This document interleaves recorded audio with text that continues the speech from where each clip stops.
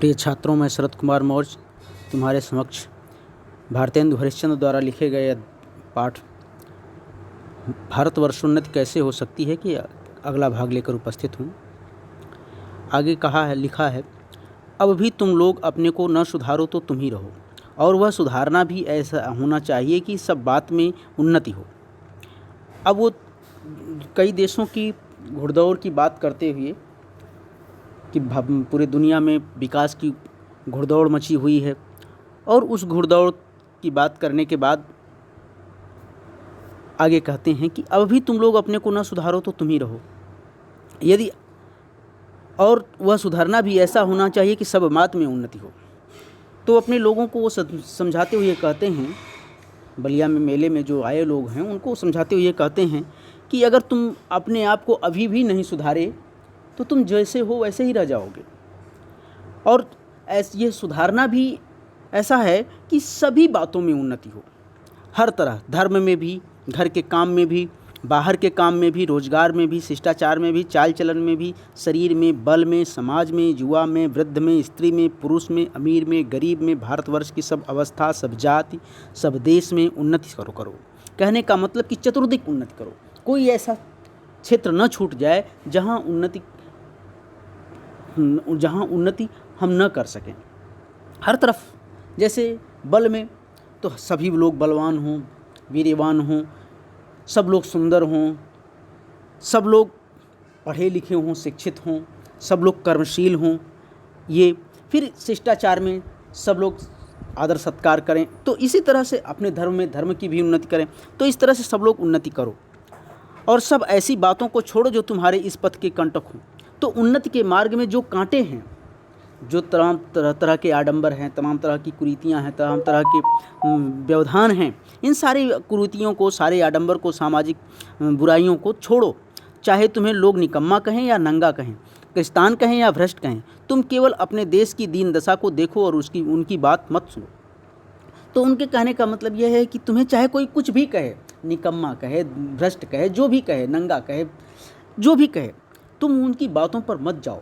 बस केवल अपनी और अपने देश की चारों दिशाओं में चतुर्दिक उन्नति करो, हर बात में उन्नति करो।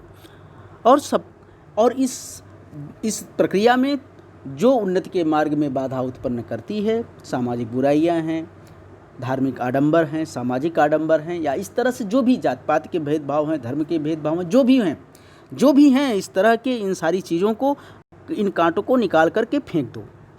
अपमानं पुरस्कृत्यं मानं कृत्वा तु पृष्ठतः स्वकार्यं साधयेत धीमान कार्यध्वंसो ही मूर्खता। और इसका अर्थ आगे बताते हुए कहते हैं कि जो लोग अपने को देश हितैषी लगाते हों, वह अपने सुख को होम करके, अपने धन और मान का बलिदान करके कमर कस के उठो। तो वो कहते हैं कि जो लोग अपने को देश भक्त मानते हैं, राष्ट्रभक्त मानते हैं, वह उन्हें चाहिए कि वो आएँ, अपने सुखों का बलिदान कर दें, अपने सुख दुख की चिंता छोड़ें और देश के लिए कार्य करने के लिए आगे बढ़ें, अपने धन का, अपने मान अपमान का बलिदान करें और देश की उन्नति के लिए आगे बढ़ें। देखा देखी थोड़े दिन में सब हो जाएगा। अपनी खराबियों के मूल कारणों को खोजो, अपनी कमजोरियों की वो मूल कारण खोजो। क्यों तुम कमज़ोर हो, क्यों तुम पिछड़ रहे हो, कौन सी ऐसी चीज़ें हैं जिसकी वजह से तुम्हारी उन्नति नहीं हो पा रही, उन कमजोरियों को खोजो। जो कोई भी धर्म की आड़ में, देश की चाल चलन की आड़ में, कोई सुख की आड़ में छिपे हैं, उन चोरों को वहाँ से पकड़ कर लाओ, उनको बांध कर कैद करो। इस समय जो बातें तुम्हारी उन्नति पथ की कांटा हों, उनकी जड़ खोद कर फेंक दो। कहने का तात्पर्य यह है कि बहुत सी बातें ऐसी हैं कि हमारा धर्म इस चीज़ की उन्नति नहीं देता, इस चीज़ की अनुमति नहीं देता। जैसे मध्यकाल में समुद्र के पार यात्रा करना प्रतिबंधित था, और हम समुद्र के पार यात्रा कर नहीं किए, हमारा देश गुलाम हो गया। अन्य देश के लोग, यूरोप के देश, पुर्तगाल के, फ्रांस के, इंग्लैंड के लोग समुद्र की यात्रा किए, व्यापार किए, और वो उन्नति के मार्ग पर आगे बढ़ गए। तो इस तरह से वो हमारे धर्म में समुद्र पार की यात्रा करना अवैध हो गया। तो इसी तरह से इन चीज़ों की, तो धर्म की आड़ में कि हम समुद्र पार यात्रा नहीं करेंगे, व्यापार नहीं करेंगे, युद्ध नहीं करेंगे, ये, या हमारे देश में ऐसी चाल चलन नहीं है, इस तरह का विकास, मतलब इस तरह की बातें नहीं की जा सकती। जैसे मान लो विज्ञान पढ़ने की बात हो या अंग्रेजी पढ़ने की बात हो, इस पर बड़ा विवाद हुआ कि अंग्रेजी पढ़ा जाए कि संस्कृत पढ़ा जाए। तो कुछ लोगों ने भाई संस्कृत का पक्ष लिया, कुछ प्रबुद्ध लोगों ने, जागरूक लोगों ने, देशभक्तों ने, जो सामाजिक चिंतक थे, वो अंग्रेजी का पक्ष लिए। तो अब ये कहा जाए कि हमारे देश में ऐसी इसकी भाई अंग्रेजी पढ़ने की का चलन नहीं है, तो ये सब ना हो। जो धर्म की आड़ में या चाल चलन की, देश की चाल की चलन की आड़ में, या हमारा सुख खत्म हो जाएगा, हम चैन से रह नहीं पाएंगे, हमारा तो सब कुछ नष्ट हो जाएगा, हम दुखी हो जाएंगे, तो अपने सुख की आड़ में, इसकी आड़ लेकर के जो कोई भी देश की उन्नति में के मार्ग में बाधा बन रहा है, या ऐसे सभी व्यक्तियों को पकड़ो और पकड़ कर लाओ, उनको समझाओ, उनको बांध कर कैद करो, अर्थात उनका बहिष्कार करो, ऐसे लोगों को सीमित करो। इस समय जो बातें तुम्हारी उन्नति पथ की कांटा हों, उनकी जड़ से उखाड़ कर फेंक दो।